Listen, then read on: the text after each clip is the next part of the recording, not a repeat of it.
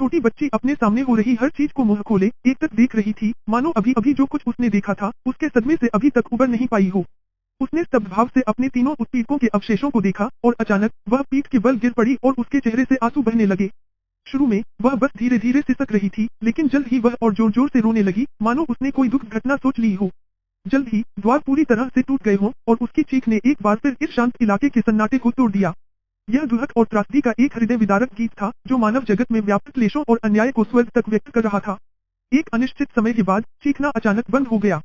छोटी बच्ची पहले ही अपने पैरों पर खड़ी हो चुकी थी और उसके हाथ कसकर मुट्ठियों में बंध गए थे।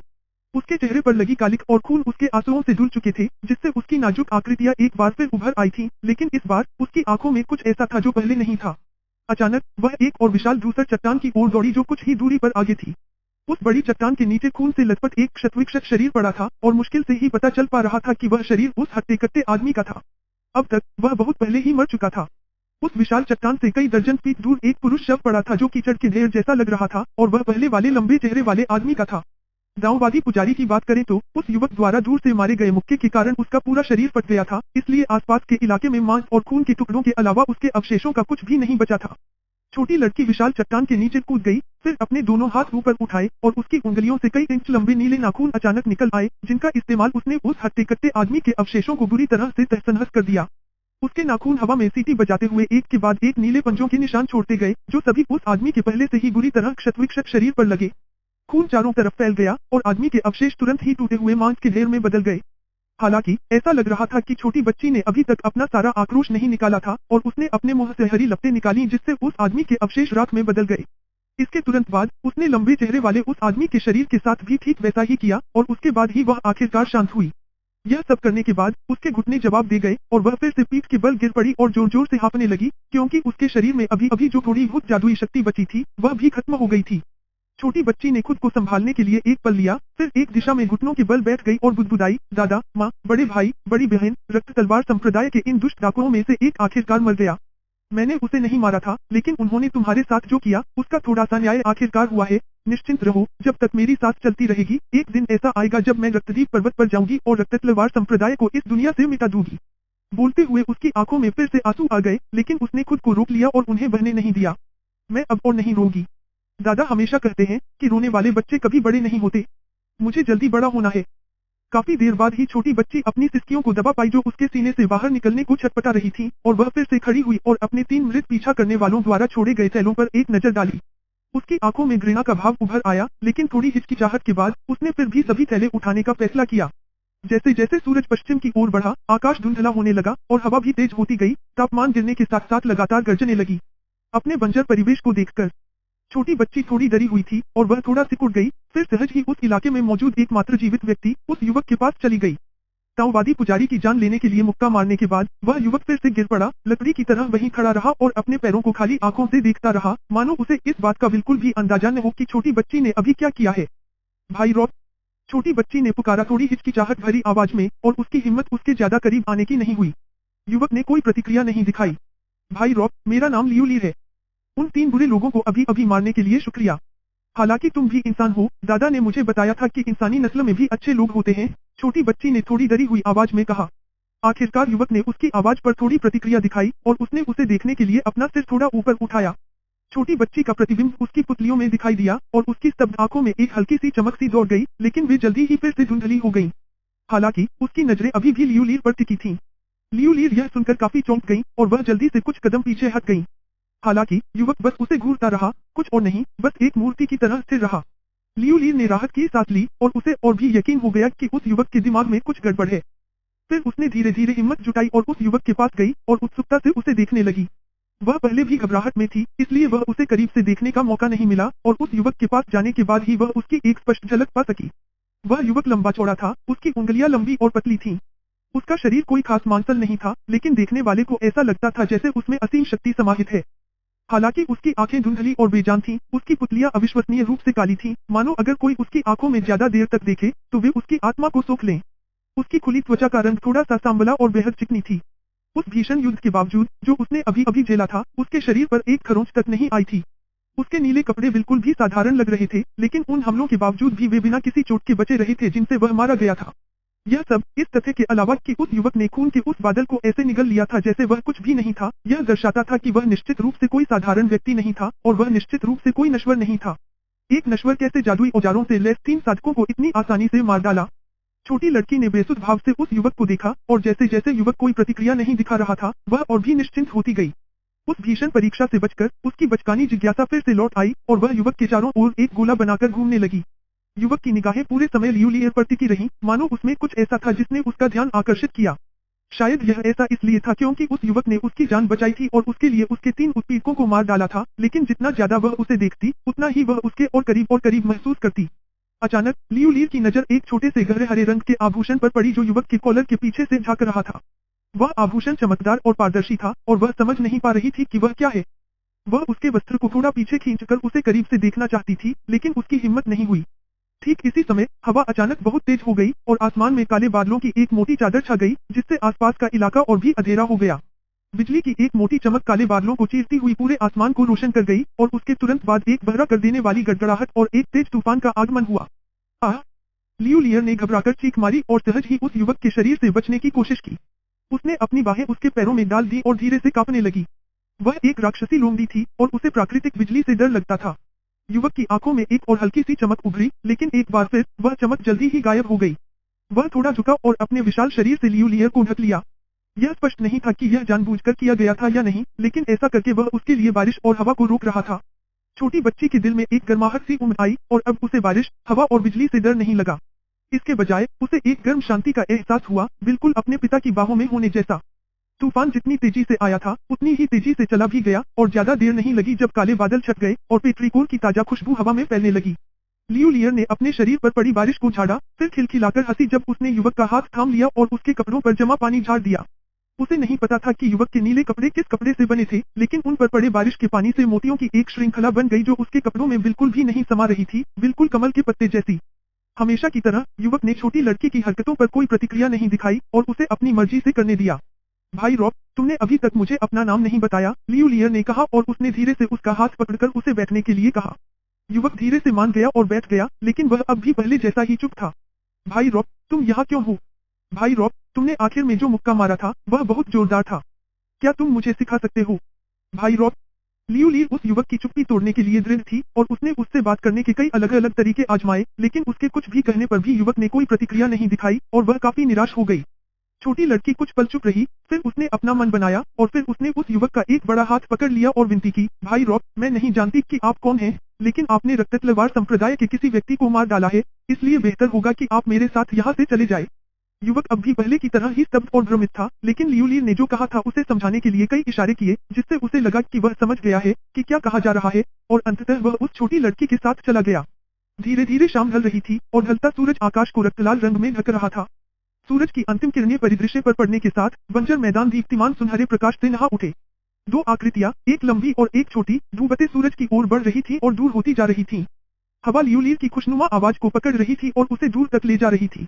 भाई रॉब, मुझे पता है कि तुम बहुत ताकतवर हो, लेकिन रक्ततलवार संप्रदाय में और भी बहुत से बुरे लोग हैं।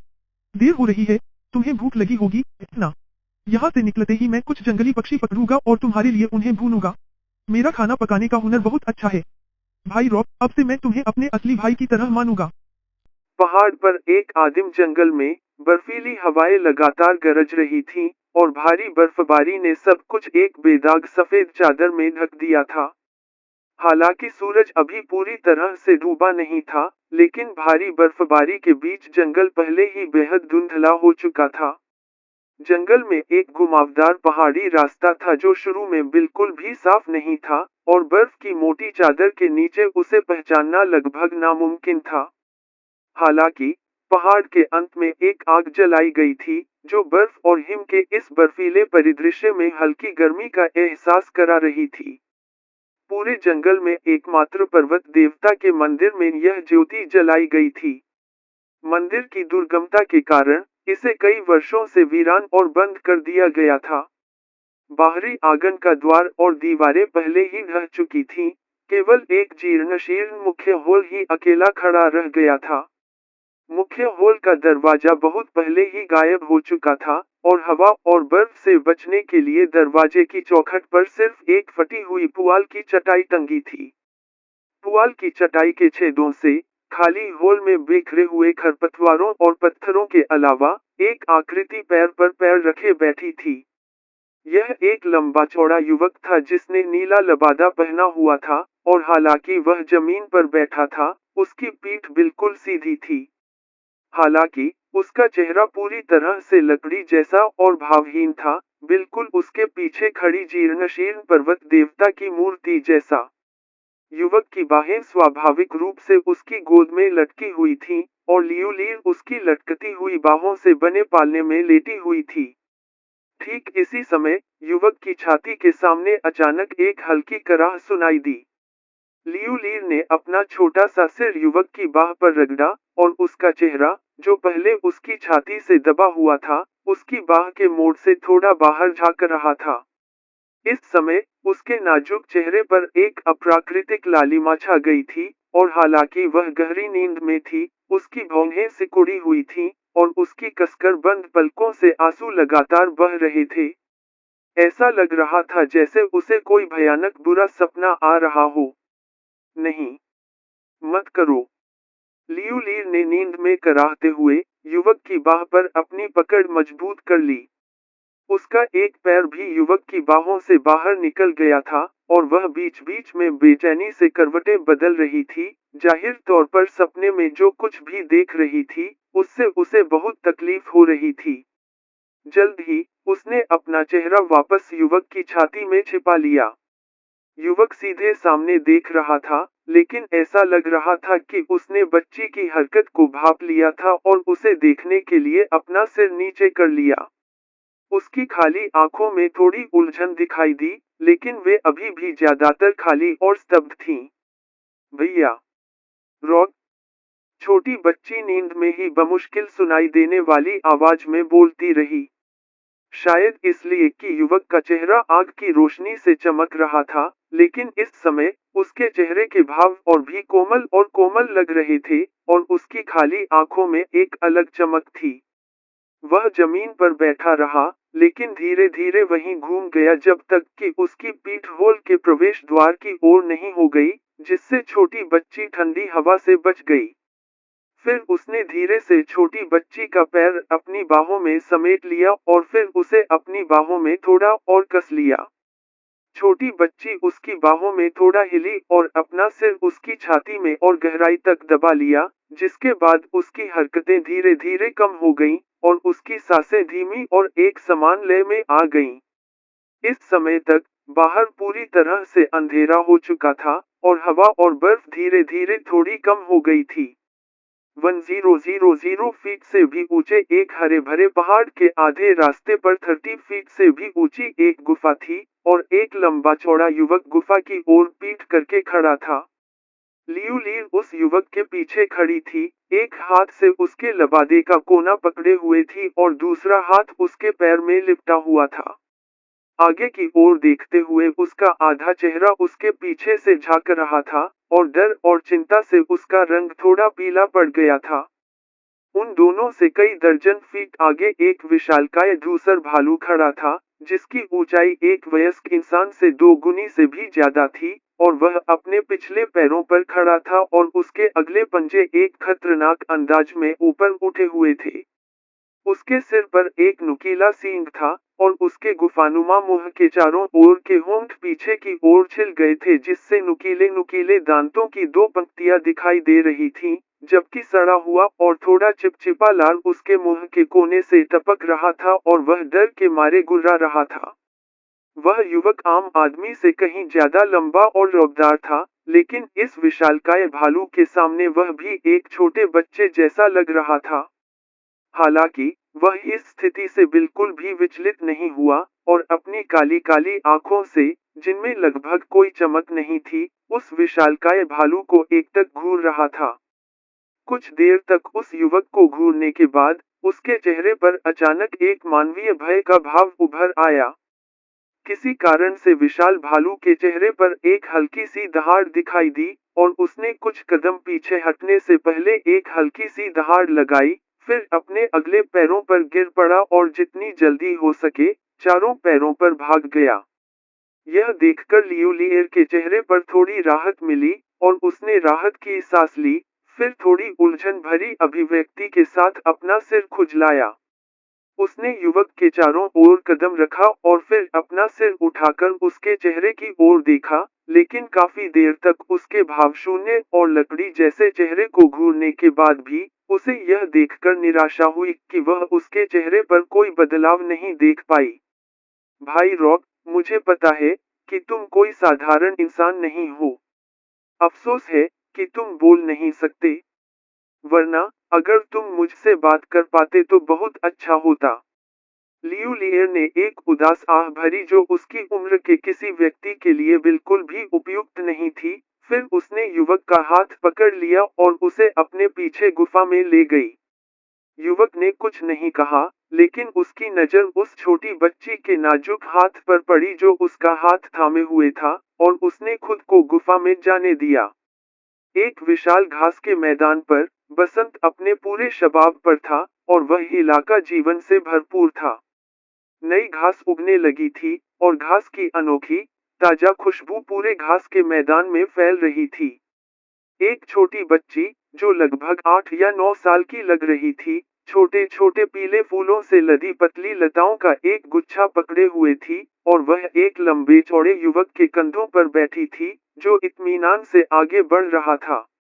2 साल पहले की तुलना में युवक बिल्कुल नहीं बदला था, और उसने अभी भी वही नीला लबादा पहना हुआ था, लेकिन लियू लियर में कुछ महत्वपूर्ण बदलाव आए थे। वह बहुत लंबी हो गई थी, और उसके चेहरे का बचपन जैसा मोटापन भी कुछ कम हो गया था। उसकी आंखों में पहले से ही एक कोमल मोहकता झलक रही थी जो उसकी उम्र की लड़कियों में बहुत कम देखने को मिलती थी। यह साफ था कि वह बड़ी होकर एक अद्भुत सुंदरी बनेगी, शायद ऐसी जिसके लिए युद्ध लड़े जाएंगे। फूलों की लताओं को हाथों में बुनते हुए उसकी उंगलियां तेजी से चल रही थीं और वह एक मधुर धुन गुनगुना रही थी, और उसकी आवाज किसी पीले वार्बलर के गीत की तरह तीखी और आकर्षक थी। हो गया। अपना गीत पूरा करने से पहले ही उसने एक सुंदर पुष्पमाला बुन ली थी। उसने पुष्पमाला को दोनों हाथों से उठाया, उसे घुमाकर हर कोण से देखा, फिर प्रसन्न भाव से सिर हिलाया और फिर उसे युवक के सिर पर खुशी से रख दिया। पुष्पमाला का आकार बिल्कुल सही था, और जिस जगह पर फूल सबसे ज्यादा थे, वह युवक के माथे के ठीक ऊपर था। युवक को लग रहा था कि क्या हो रहा है, और उसने धीरे से अपना हाथ वापस खींचने से पहले पुष्पमाला को धीरे से छूने के लिए हाथ बढ़ाया। लियू लीर उस युवक की बेरुखी की आदी हो चुकी थी, और उसने अपना सिर नीचे करके उसके गले में बंधी पतली हरी डोरी पर नजर डाली। उसके चेहरे पर एक शरारती मुस्कान आ गई जब उसने जल्दी से डोरी पकड़ने और उसे ऊपर उठाने के लिए नीचे हाथ बढ़ाया। लेकिन युवक ने सहज ही डोरी से जुड़ी गहरे हरे रंग की डोरी को ऐसे पकड़ लिया मानो वह उसके लिए स्वाभाविक हो, और उसे छोड़ने से इनकार कर दिया। तुम हर बार ऐसा करते हो, रॉक भाई। तुम इतने कंजूस क्यों हो? मैं बस इसे देखना चाहती हूँ, लियू लीर ने नाराजगी से अपने गाल फुलाते हुए बड़बड़ाया। उसके कहने के बावजूद, वह वास्तव में नाराज नहीं थी। पिछले 2 सालों में, उस युवक ने उससे एक शब्द भी नहीं कहा था, और बाहरी उत्तेजना के जवाब में उसकी बहुत ही छोटी-मोटी प्रतिक्रियाओं के अलावा, उसने केवल तभी सार्थक प्रतिक्रिया दी थी जब उसके गले में पहनी हुई डोरी को कोई खतरा हुआ हो। ठीक इसी वजह से लियू लीर कभी-कभी मजाकिया अंदाज में डोरी पकड़कर उससे प्रतिक्रिया करवाती थी। समय तेजी से बीतता गया, और पलक झपकते ही कई साल बीत गए।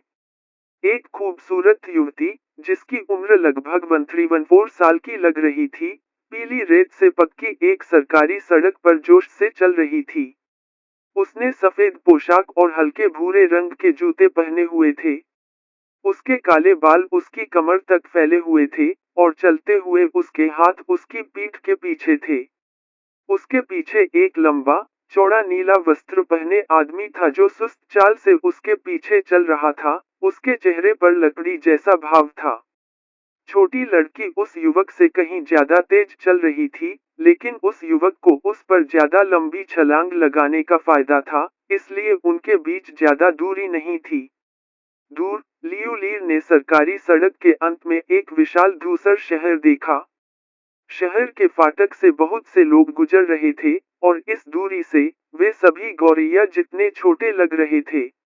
जैसे ही वह रुकी, उसकी भौहें थोड़ी सिकुड़ गईं। दूर तक चमकता शहर। उसने काफी देर तक सिकुड़ी आंखों से दूर तक देखने के बाद सोचा। युवक भी रुककर उसकी तरफ देखने से पहले उसकी तरफ बढ़ा। भव्य शहर। लगता है, ये मानव जाति का कोई बड़ा शहर है, लियूलीर ने झिझकते हुए मन ही मन बुदबुदाया। पिछले 5 सालों में, वे दोनों उस युवक की रहस्यमयी बीमारी का इलाज ढूंढने के लिए कुछ मानव शहरों और कस्बों में गए थे, लेकिन इतने बड़े शहर में वे कभी नहीं गए थे। भाई रॉक, अगर हम तुम्हें ठीक कर दें, तो तुम मेरा बदला ले पाओगे, ना? लियूलीर ने युवक की तरफ देखते हुए पूछा, लेकिन यह स्पष्ट नहीं था कि वह उससे पूछ रही थी या खुद से। ऐसा लग रहा था कि युवक ने उसके सवाल पर कुछ प्रतिक्रिया दी, धीरे से अपनी नजरें हटाकर छोटी लड़की की तरफ देखा, लेकिन वह चुप रहा। मैं क्या बकवास कर रही हूँ? भाई रॉक चाहे कितना भी ताकतवर क्यों न हो, वह रक्त तलवार संप्रदाय के उन सभी बुरे लोगों को हरा नहीं सकता। लियूलियर के मन में एक निराशाजनक विचार आया, और उसने उदास भाव से अपना सिर नीचे कर लिया। आंसू उसके चेहरे से बहकर उसके पैरों के नीचे पीली रेत पर गिरने लगे। ठीक इसी क्षण, उसे अपने सिर के ऊपर एक गर्माहट का एहसास हुआ। उसने अपना सिर थोड़ा ऊपर उठाया तो पाया कि वह युवक अपनी आंखों में एक गर्मजोशी भरी नजर के साथ उसके सिर को धीरे से सहला रहा था। न जाने क्यों, इस साधारण से भाव ने लियूलियर को अविश्वसनीय रूप से सहज महसूस कराया, और उसके दिल में साहस की एक अवर्णनीय भावना उमड़ पड़ी, मानो अब कोई भी कठिनाई या बाधा उसके दिल में डर पैदा नहीं कर पाएगी। उसने अपने हाथ के पिछले हिस्से से अपने आंसू पोंछे और दूसरे हाथ से उस युवक का हाथ थाम लिया, फिर दृढ़ निश्चय के साथ दूर शहर के द्वार की ओर चल पड़ी।